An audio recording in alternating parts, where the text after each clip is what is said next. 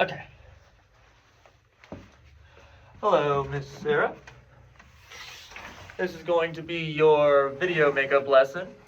We're going to be talking about the piano, naturally. But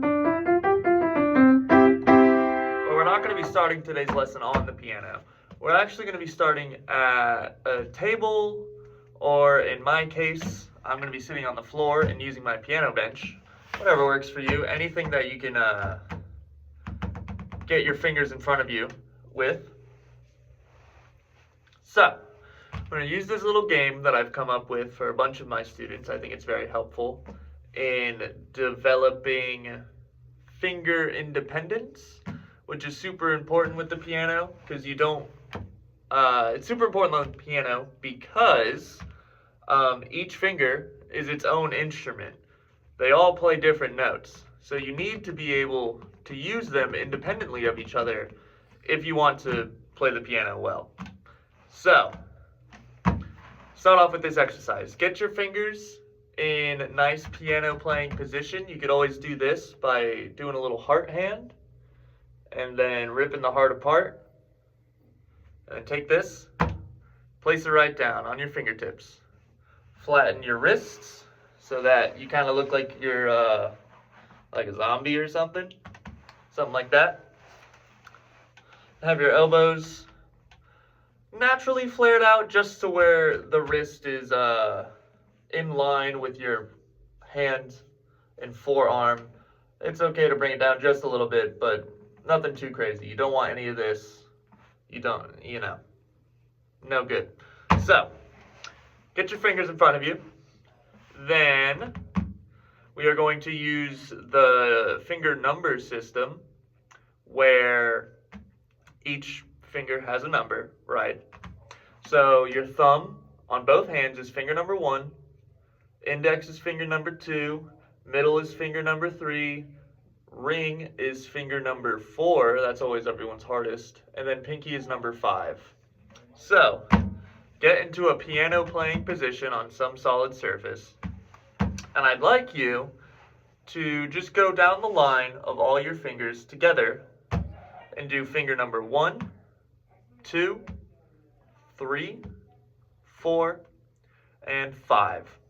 What we're doing is keeping our fingers down while only lifting or playing one finger at a time on both hands at the same time. So I guess 2 notes.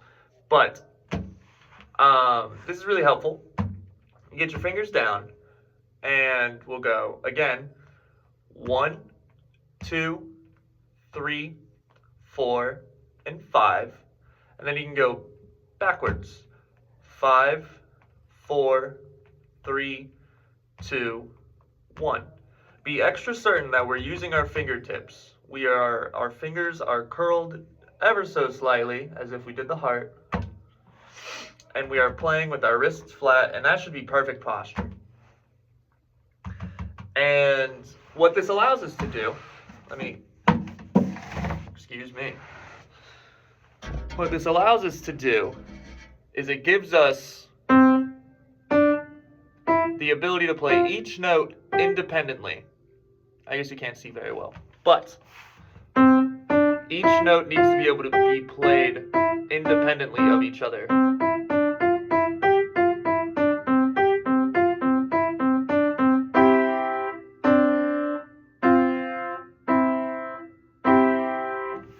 To allow you to play different ideas.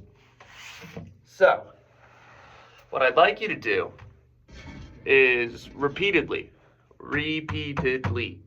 over and over. If you want to pause the video and do this in a second, good.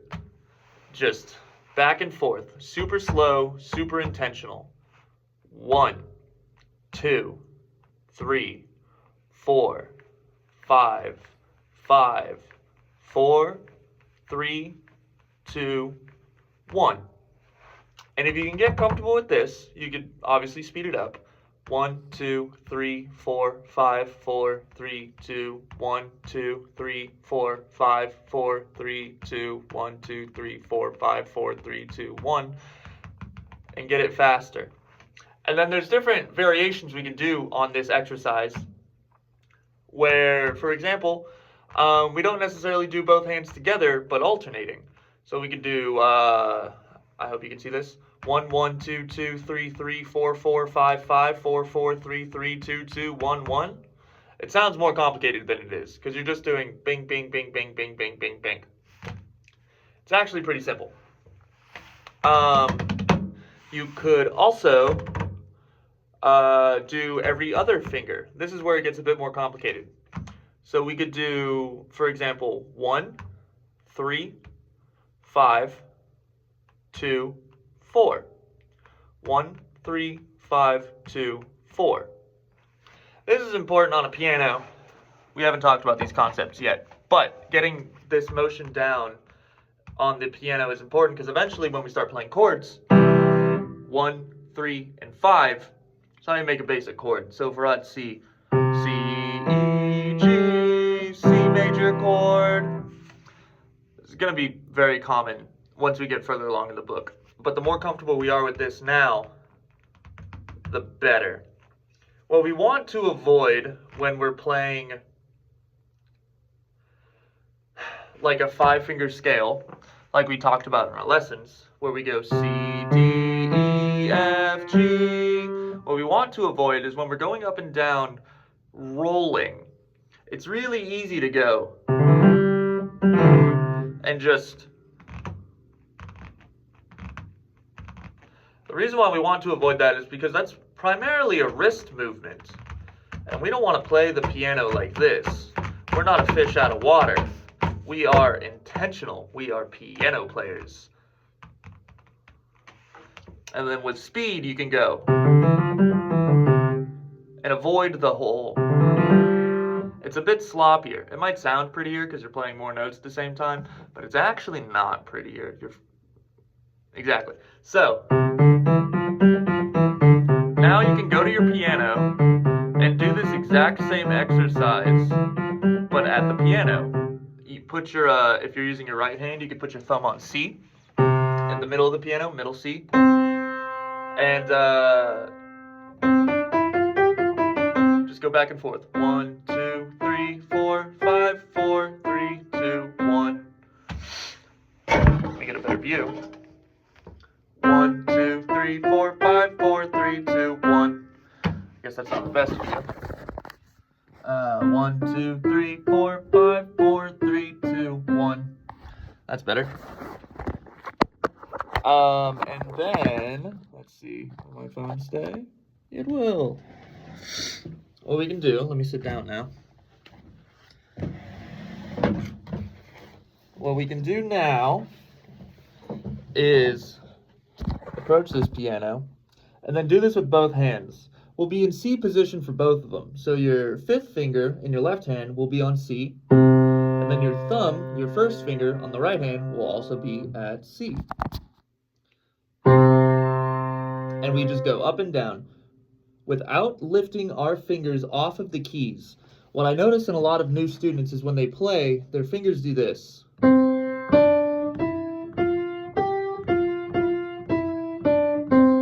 Obviously that's a little exaggerated, but what it can lead to is your hand shifting positions when you don't want to. You might even notice when I did that hyperbolic example, I played the wrong notes.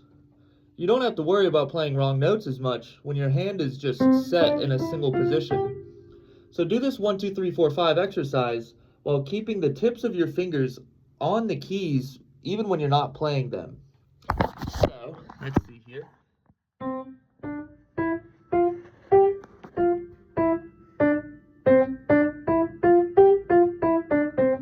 No unnecessary lifting across my fingers.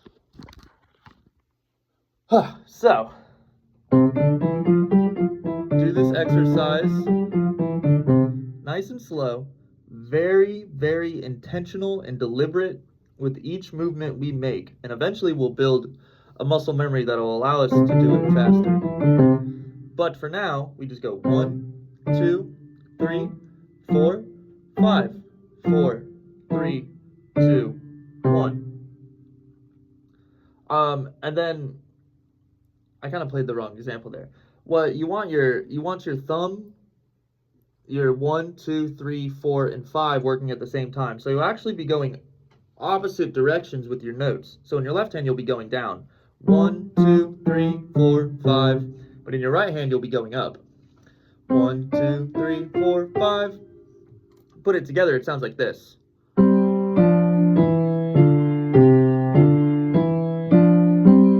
One of the most important things about piano is being able to move your left hand with your right hand. You know, tap your head, rub your tummy, or whatever.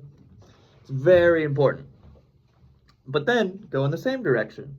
So it'd be 5 and 1, 2 and 4, 3 and 3, 4 and 2, 1 and 5. So you're just playing C, D, E, F, G in both hands. 1, 2, 3, 4, 5, 4, 3, 2, 1. And then we could do this alternating pattern that I talked about where it's 1, 1, 2, 2, 3, 3, 4, 4, 5, 5. It sounds a little bit like this.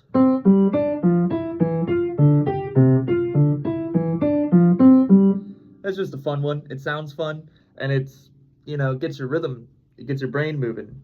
Each note is equidistant from each other and short and intentional.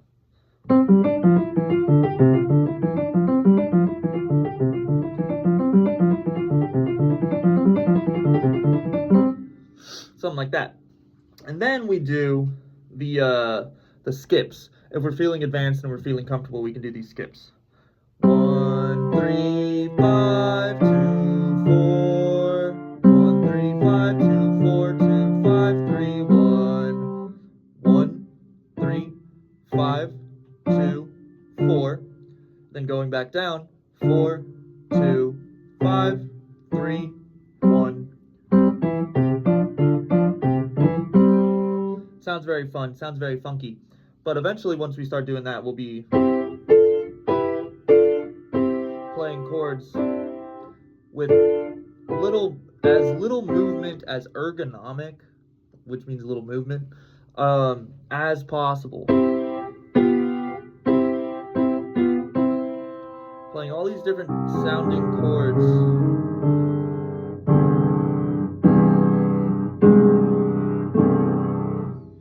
With as little movement as possible. And that's going to conclude your video lesson. I hope you enjoyed it.